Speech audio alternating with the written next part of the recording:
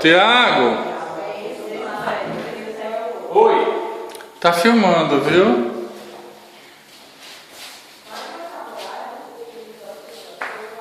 Esse daqui é o quarto de hóspedes. Eu acho melhor você tirar foto e você filmar.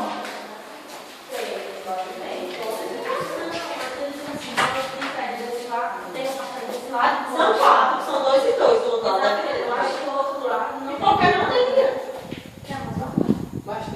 Tem 3. Ei, agora eu vou fazer um negócio que eu gostei tanto da pedra que eles botaram. Eu achei esse marcador bonito.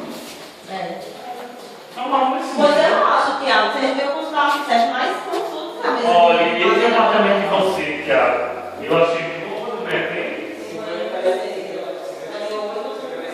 Eu achei que era tudo aqui, mas é melhor. É bem melhor.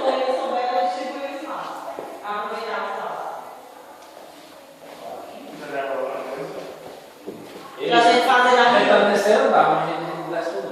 Isso aqui é o Se eles não puderem abrir, não tem isso não. Aqui é o fogão, é? É pra botar fogão. Ali é o quê? Ali é pra geladeira. Outro lado não venta nada. Nada.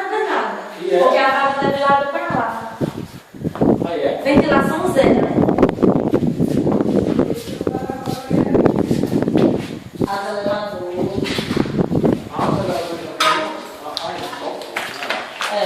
Ih, parece aquele filme, né? A Bruxa de Blair. Adriano?